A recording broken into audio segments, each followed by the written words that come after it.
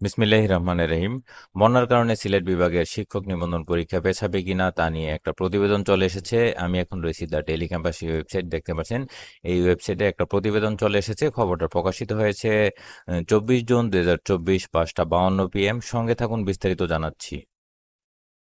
আগামী 12 ও 13 জুলাই 18তম শিক্ষক নিবন্ধনের লিখিত পরীক্ষা অনুষ্ঠিত হবে। ইতিমধ্যে পরীক্ষার খাতা সংশ্লিষ্ট জেলায় পাঠানোর প্রক্রিয়া শুরু হয়েছে। তবে সিলেট বিভাগে বন্যার কারণে পরীক্ষা পেছাবে কিনা তা নিয়ে প্রশ্ন উঠেছে।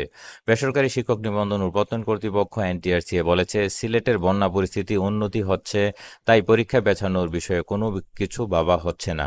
যথাসময়ে পরীক্ষা আয়োজনের প্রস্তুতি নিচ্ছেন তারা। প্রার্থীদেরও পরীক্ষা প্রস্তুতি নেওয়ার পরামর্শ দিয়েছে সংস্থাটি।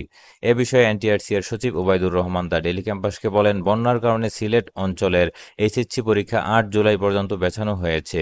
9 জুলাই থেকে সেখানে নিয়মিত পরীক্ষা চলবে। কাজেই বন্যা পরিস্থিতির উন্নতি হচ্ছে। এ অবস্থায় পরীক্ষা পেছানোর প্রশ্নই আসে না। আমরা পরীক্ষা যথাসময়ে নিতে চাই।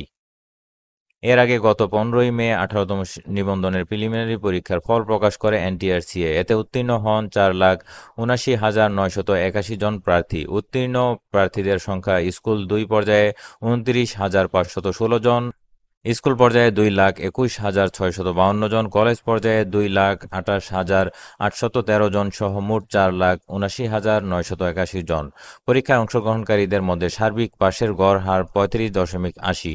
তবে প্রিলিমিনারি পরীক্ষায় 8,60,000-এর বেশি প্রার্থী উত্তীর্ণ হতে পারেননি। 18তম শিক্ষক নিবন্ধনের প্রিলিমিনারি পরীক্ষায় অংশগ্রহণের জন্য 18,65,000-এর বেশি প্রার্থী আবেদন করেছিলেন। প্রিলিমিনারি পরীক্ষায় অংশগ্রহণ করেছিলেন 13,40,833 প্রার্থী।